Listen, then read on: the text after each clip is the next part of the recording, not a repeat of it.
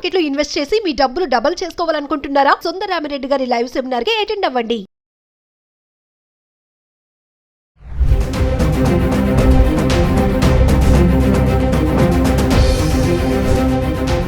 నమస్తే, welcome back to Suman TV. ప్రస్తుతం మనతో పాటు ఉన్నారు consumers affairs committee chairman Mandari Krishna Reddy గారు. నమస్తే సార్. నమస్తే అమ్మా.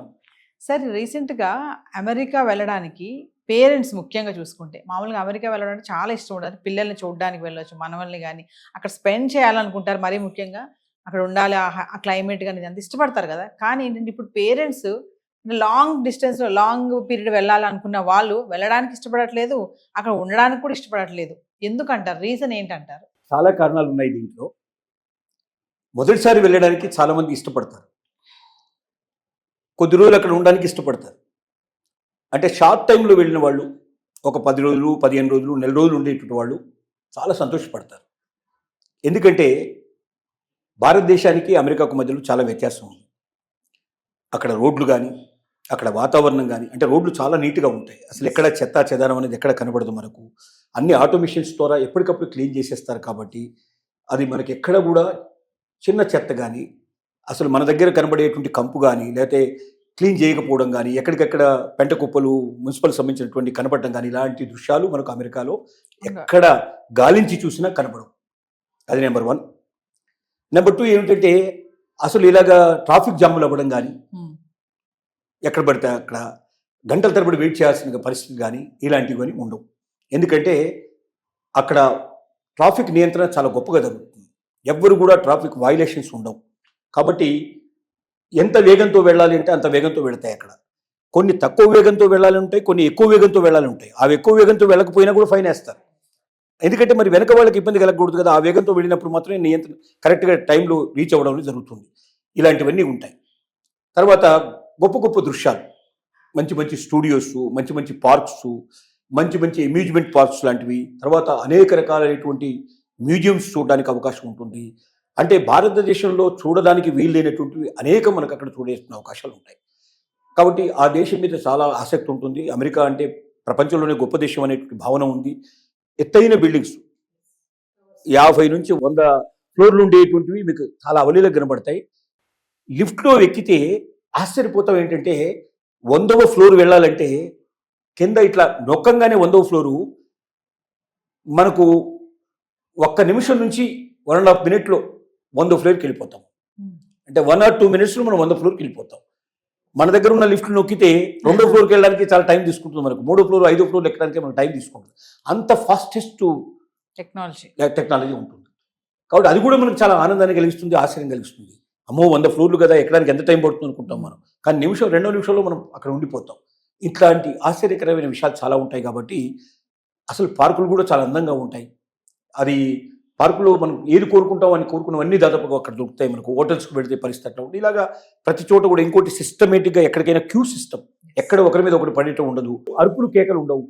మాట్లాడే విధానం కూడా చాలా నిబద్ధంగా మాట్లాడతారు. ఎందుకంటే ఏ మాత్రం సౌండ్ చేసినా కూడా వెంటనే హోటల్ నుంచి పంపించగలిగే పరిస్థితులు ఉంటాయి. కాబట్టి మన దగ్గర అంతగా సిగరెట్లు తాగుతూ ఉంటాం, ఇరవకంగా ఉంటాం. దానికి సిగరెట్ స్మోకింగ్ ఏరియాస్ వేరే ఉంటాయి, అక్కడ వెళ్ళి రావాల్సిందే.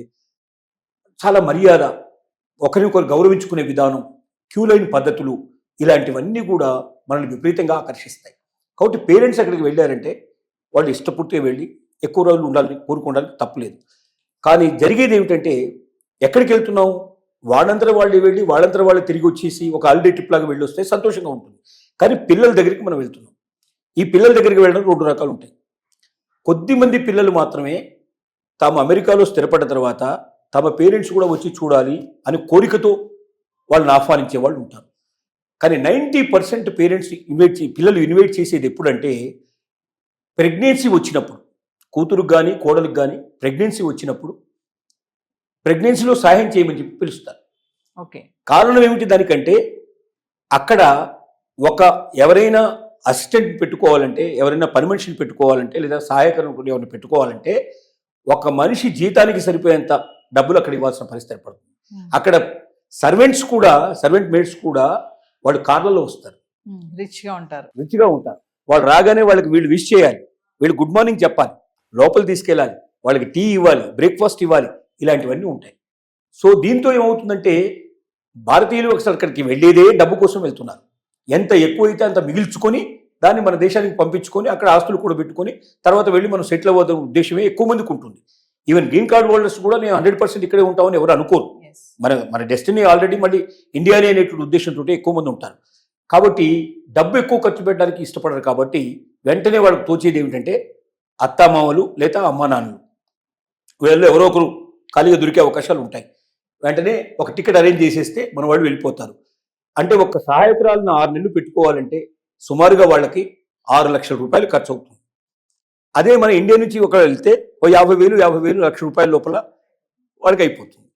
భోజనం ఎట్లాగో వాళ్ళతో పాటు చేస్తారు. ఏదైనా అది ఇది చూపించిన అయ్యేటువంటి ఖర్చు అంతా కలుపుకుంటే అంటే మనం పని వాళ్ళకి ఇచ్చేటువంటి దాంట్లో ఒక 10% 15% ఖర్చు పెడితే మనకు వాళ్ళకన్నా ఎక్కువ నమ్మకంగా 24 గంటలు ఇంట్లో ఉండి ఒక లేబర్ లాగా పనిచేయడానికి మనకి 2 వ్యక్తులు దొరుకుతున్నారు. 24 hours సర్వీస్. ఈ ఉద్దేశంతో ఎక్కువ మంది పిలుస్తారు. దీన్ని చెప్పాలంటే పచ్చిగా చెప్పాలంటే పరిస్థితి. కాకపోతే ప్రేమలు, అభిమానాలు, ఆలోచనలు ఇవన్నీ చాలా ఉంటాయి అనుకోండి. కానీ మన వాళ్ళు కూడా ఎందుకు వెళ్తారంటే మొట్టమొదటిసారి వెళ్ళేటువంటి వాళ్ళు ఆ ప్రేమతో వెళ్తారు. నా కూతురు ప్రెగ్నెంట్ అయింది, నా కోడలు ప్రెగ్నెంట్ అయింది, నేను నా మనవరాలను చూసుకోవాలి, మనవడిని చూసుకోవాలన్న ఆతృతతో మనం అక్కడికి వెళ్తాం. వెళ్ళిన తర్వాత జరిగేది మొట్టమొదటి ఏంటంటే అసలు వీక్లీ ఆఫ్స్ ఉండవు. సహజంగా ఈవెన్ ప్రెగ్నెంట్ లేడీస్ కూడా ఒక 2 నెలల ముందు, 1 నెల ముందు సెలవు పెడతారు కదా. మిగతా టైంలో అంతా కూడా వాళ్ళు వర్క్ చేస్తూనే ఉంటారు. ఇద్దరు ఆఫీస్కి వెళ్ళిపోతే 5 రోజుల పాటు వీళ్ళు ఒంటరిగా ఉండాలి ఆ ఇంట్లో. అసలు బయటికి వెళ్తే మాట్లాడితే వీళ్ళ మాటలు ఎవరికి అంటే అక్కడ భాష ప్రాబ్లం చాలా ఎక్కువ ఉంటుంది. ఏదైనా దూరం వెళ్ళాలంటే అడ్రస్ తప్పిపోతాం అనే భయం ఉంటుంది. సహజంగా వీళ్ళు చొరవ తీసుకొని దూరం వెళ్ళరు. మనలాగా బయటకు వచ్చి పక్క వాళ్ళు ఈ పక్క వాళ్ళు మాట్లాడేటువంటి పరిస్థితులు అక్కడ ఉండవు. పక్కింటి వాళ్లకు మన ఇంట్లో ఒకవేళ టీవీ శబ్దం ఎక్కువ వచ్చినా వాడు వెంటనే కేసు పెడతాడు, న్యూసెన్స్ కేసు పెడతాడు. పిల్లల అరుపులు బాగా వినబడ్డా కేసు పెట్టేస్తారు. కాబట్టి ఎవడి డోర్ వాడు క్లోజ్ చేసుకొని ఇంట్లో ఉంటాడు. పక్కింటి వాళ్ళు కూడా మాట్లాడేవాళ్ళు దొరకరు, పక్కకు వెళితే ఎవరు ఉండరు. ఇక ఎవడు మాట్లాడకుండా మన వాళ్ళు బతకడం చాలా కష్టం. మన వాళ్ళు మాట్లాడడానికే పుట్టారు. ముఖ్యంగా మగవాళ్ళు బయటికి వెళ్ళంగానే ఆడవాళ్ళు చేసే పని ఏంటంటే ఎదురింటి వాళ్ళు, పక్కింటి వాళ్ళు, వెనకింటి వాళ్ళంతా కలుసుకొని మాట్లాడడం, కలిసి ఉంటే కలిసి మాట్లాడుకోవడం, ఇలాగా సహజంగా జరుగుతుంది. ఆ ఎక్స్చేంజ్ ఆఫ్ థాట్స్ లేకపోతే మన వాళ్ళు బతకడం చాలా కష్టం. అంటే అక్కడ ఏంటంటే వారంలో 5 రోజుల పాటు వాళ్ళకి పని దినాలు, ఒక్క సాటర్డే సండే మాత్రమే వాళ్ళకి హాలిడే వస్తుంది. ఆ హాలిడే రోజున ఏదైనా వీళ్ళని తీసుకెళ్తే ఒక సినిమాకో లేకపోతే ఏదైనా ఒక పార్క్కో లేదా ఇంకేదైనా తీసుకొచ్చే అవకాశాలు ఉంటాయి. మిగతా రోజుల్లో వాళ్ళతో కాస్త గడిపే అవకాశాలు ఉంటాయి. కానీ 5 రోజుల పాటు వీళ్ళు ఇంట్లో బంధించినట్టుగా బతకాలి. ఒక రకంగా చెప్పాలంటే ఖైదీల్లాగా బతకాలి. ఇది చాలా మందికి ఇష్టం ఉండదు. తర్వాత చాకిరీ అంతా 6 నెలలు మనం చాకిరీ చేయడానికి అక్కడికి వచ్చిన విషయం అర్థమవుతుంది. చాకిరీ అయిపోతుంది. ఆ తర్వాత ఏం చేస్తారు, ఏదో కొద్దిగా 1 రోజు 2 రోజులు సెలవు పెట్టేసేసి అమెరికాలో ముఖ్యమైన ప్రదేశాల్లో తిప్పేసేసి మళ్ళీ ఫ్లైట్ ఎక్కిచ్చేస్తారు, వచ్చేస్తారు. కాబట్టి ఈ రకమైన జీవితం గడపడానికి చాలా మందికి ఇష్టం ఉండదు. ఎందుకంటే స్వేచ్ఛా జీవితం, మన స్వేచ్ఛ కోల్పోతున్నాం. ఏం చేసావు అమెరికా పోయి అంటే ఇంట్లోనే గడిపానని, ఇంట్లో ఇల్లు వదిలిపెట్టి బయటకు పోవడానికి లేదు, వారం రోజులకి 5 రోజులు నేను ఇంట్లోనే గడిపానంటే, అసలు మన వాళ్ళని గడపాలంటే 5 రోజుల పాటు ఇంట్లో ఎవరు బిక్కచచ్చి ఒక్కరే ఉండి కూర్చోనంటే మాట్లాడడానికి మనుషులు లేకుండా రాత్రి ఎప్పుడూ వస్తారు. వాళ్ళు వచ్చేవరకే చాలా లేట్ అవుతుంది. ఎందుకంటే ఒక్కొక్క నగరాన్ని 100 కిలోమీటర్లు 200 కిలోమీటర్లు ఎక్కడో వాళ్ళ ఉద్యోగాలు ఉంటాయి. కార్ డ్రైవ్ చేసుకుని పోవాల్సిన పరిస్థితి ఏర్పడుతుంది. కార్ డ్రైవ్లోనే 1 గంట నుంచి 2 గంటలు 3 గంటలు టైం దొరుకుతుంది. మళ్ళీ తిరిగి రావడానికి అంత టైం పడుతుంది. బాగా అలసిపోయి వస్తారు. ఎందుకంటే అక్కడ సిన్సియర్గా పనిచేస్తారు. మనలాగా పని దొంగలు ఎక్కువ ఉండరు అక్కడ. ఉంటే వాళ్ళని పని చేయనివ్వరు. పని దొంగలు ఎక్కువ రోజులు ఉండలేరు అక్కడ. కాబట్టి అందరూ సిన్సియర్గా పనిచేస్తారు, హానెస్ట్గా పనిచేస్తారు. అంత కష్టపడి వచ్చి వాళ్ళు 5 రోజుల పాటు గుడ్డి చాకరీ చేస్తారు. ఒక రకంగా చెప్పాలంటే ఒక సామెత ప్రకారంగా 5 రోజులు గాడిదలాగా పనిచేస్తారు, 2 రోజులు గుర్రంలాగా సుఖపడతారు. ఆ 2 days వాళ్ళు ఏంటంటే ఎక్కడైనా వీకెండ్స్లో సముద్రం ఒడ్డుకు వెళ్ళడం, అక్కడ రెస్ట్ తీసుకోవడం, మంచి ప్లేస్లోకి వెళ్ళడం బాగా ఉంటారు. కానీ ఈ నలుగురు కలిసి వెళ్ళాలంటే అయ్యే ఖర్చు మోపిడవుతుంది. వీళ్ళని ఎందుకు పిలిచారు? డబ్బులు మిగిల్చుకోవడానికి పిలిచారు. ఒక రకంగా చెప్పాలంటే పనివాళ్ళని పెట్టాలంటే అక్కడ పనివాళ్ళు దొరకరని కాదు, బ్రహ్మాండంగా చూసుకునే వాళ్ళు దొరుకుతారు, అంతే హానెస్ట్గా దొరుకుతారు. దొంగతనాలు అట్లాంటివి ఏం జరగవు. ఎవరినైనా పిలిచి ఉండొచ్చు. కానీ తన జీతం దాదాపు సగం జీతం పోగొట్టుకోవాలి, లేదా ఇద్దరు వర్క్ చేస్తే అందులో ఒకరి జీతం పోగొట్టుకున్న పరిస్థితి ఏర్పడుతుంది. అంత డబ్బిచ్చి వీళ్ళు 5-6 నెలలు వీళ్ళని పోషించడం కష్టం అనే ఉద్దేశంతో వీళ్ళని తీసుకెళ్తారు. వీళ్ళ పర్పస్ ఏదైనప్పుడు వీళ్ళ ఖర్చు ఎక్కువ పెట్టడం. ఖర్చు పెట్టినప్పుడు ఏమవుతుంది, వీళ్ళు ఖైదీలాగా బతకాల్సి వస్తుంది. అందువల్ల ఎక్కువ మంది దానికి ఇష్టపడరు. కాబట్టి మీరు ఎంత దానికి పోతున్నారు, వారం రోజులు 10 రోజులు 15 రోజులు పిక్నిక్ దాకా వెళ్ళి వచ్చేటైతే అమెరికా చాలా గొప్పగా ఉంటుంది. ఎన్నిసార్లు వెళ్ళినా మళ్ళీ వెళ్ళాలనిపిస్తుంది. కానీ వాళ్ళ అవసరాలకు మాత్రమే పిలిచినప్పుడు మాత్రం అక్కడ వెళ్ళేవాళ్ళు 190 మంది ఈ రకమైన సఫర్ అయిన వాళ్ళు ఉన్నారు.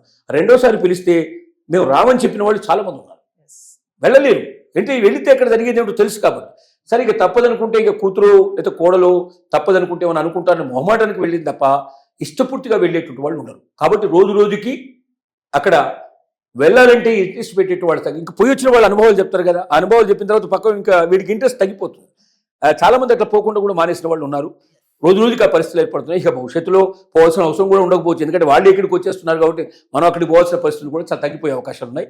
ఇది మెయిన్ రీజన్స్ అని చెప్పుకోవడానికి అవకాశం ఉంది. Thank you.